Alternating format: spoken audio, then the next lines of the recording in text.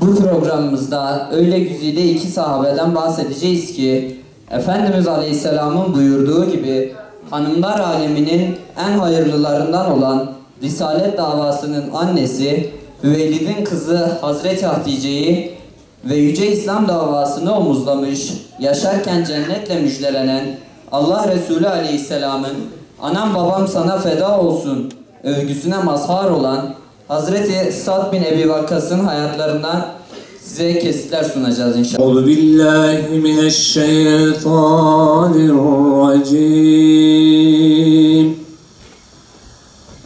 Bismillahirrahmanirrahim. Lev enzelna hâzel Kur'an ala cebelin lera'ayteh. Yolumuzu aydınlatan yıldızlar, gerçekten sahabeleri anmak, Allah Resulü Aleyhisselatü Vesselam'ın o güzide ashabını anmak, inşallah Peygamber Sevdaları Vakfı olarak böyle ta 2015 yılından bu yana anıyoruz. Bu 4 tane halifeyi andık. Bu yılda Allah nasip ederse Aşere-i Mübeşşere'den olan Sa'd bin Ebi Vakkas'ı hocamız inşallah bizlere anlatacaktır. Bu tür etkinlikleri yapacağız, yapmaya da inşallah devam edeceğiz.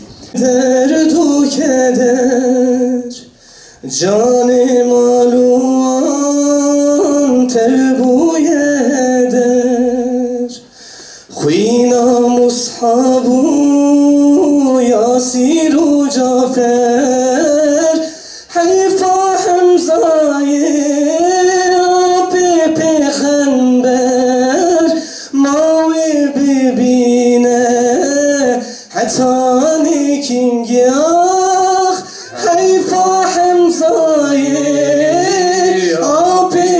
Peygamber, Mavi bibine Hatani kingiyah.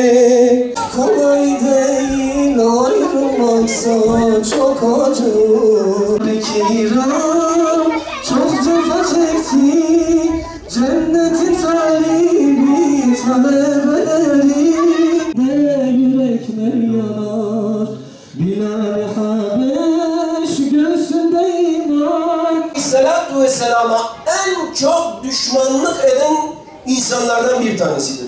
Vakkas'ın ağabeyidir. Utbe İbni Ebi Vakkas'tır. Hazreti Ömer'in zamanında ona bir mektup verecek Suriye bölgesine göndermek amacıyla yaşadığımız asrın Sa'd bin Ebi Vakkas'ı mı olacaksınız? Umeyr gibi gençler yetiştireceksiniz. Ahan da bunları, ahan da bu Umeyr'leri yetiştireceksiniz. Abilik yapacaksınız. Aynı duyguyu yine yaşayacak. Resulullah Aleyhisselam'ın sırtı dönük ama o nuru görecek. O nuru gördükten sonra Resulullah Aleyhisselatü Vesselam'ın dizlerinin dibine oturacak ve o gün iman edecek. 17 yaşındayken iman edenlerin ya 5.'sidir ya da 7.'sidir. Kıymetli kardeşler, sabikundandır, ilklerdendir, öncülerdendir. Gençler, ne anladınız bundan? Ne demek bu?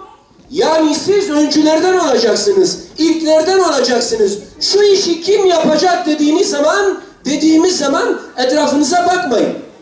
Kim yapacak ya? Demeyin. Ben yapacağım, ben.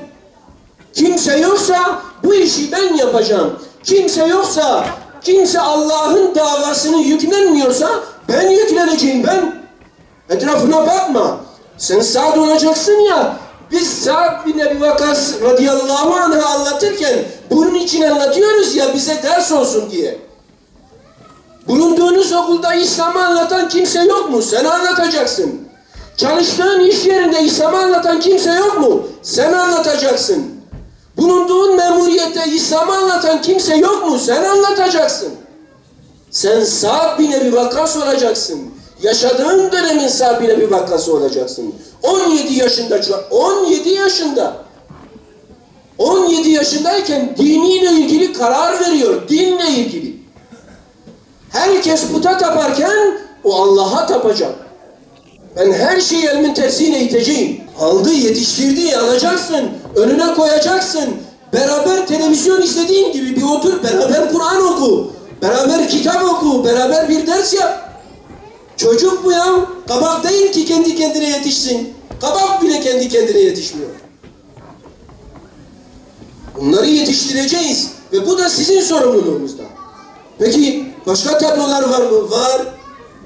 Var. Yok mu?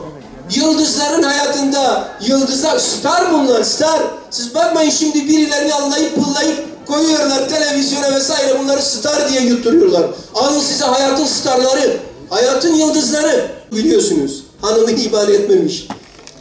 Peygamberlere bakınız, hanımları yeri gelmiş iman etmemişler. Ama Hazreti Hatice'nin yeri ayrıdır. Bakın şuradaki cümle çok önemli. Vallahi Allah bana Hatice'den daha hayırlısını vermedi. Şu cümle var ya, Peygamberimiz bunu Hazreti Ayşe'ye söylüyor. Resulullah Aleyhisselatü Vesselam o kadar çok seviyor ki, o kadar çok sevmiş ki Hazreti Hatice'yi, varını yoğunu her şeyini vermiş İslam davasına. Peygamber sallallahu aleyhi ve selleme sadece hanımlık yapmamış, annelik de yapmış. Ümmete annelik yapmış, sadece hanımlık yapmamış, emin olun. İlk vahiy geldiğinde hatırlayın, koştura koştura gelişini. Zemmiloni, zemmiloni, beni ört, beni ört. Beni ört diyor. Kimin yanına gidiyor? Hazreti Hatice'nin. Niye amcası Ebu Talib'e gitmiyor? Niye Hazreti Ebu Bekir'e gitmiyor? Niye Varaka İbni Nefel'e gitmiyor? Gitmiyor onlara ya, niye gitmiyor? Hazreti Hatice hiçbir şey söylememiş. Tamam efendim, tamam. Üzerine örtmüş. Sonra uyanıp kendine gelince ne oldu efendim demiş. Ne oldu? Niye sen bu kadar korktun? Ne oldu seni böyle endişelendiren nedir? Korkuyorum diyor, bana bir şeyler oldu. Ne oldu? İlk vahyin gelişini anlatıyor. Ne diyor Hazreti Hatice? Efendim diyecek. Allah seni zayi etmez. Diyecek, kocasına destek oluyor. Siz destek olacaksınız. Omuz omuza vereceksiniz. Aynı Hazreti Hatice Resulullah Aleyhisselatü Vesselam gibi. Bütün malının mülkünü sermedi mi Resulullah Aleyhisselatü Vesselam'ın ayaklarının altına? Tarihe yazdı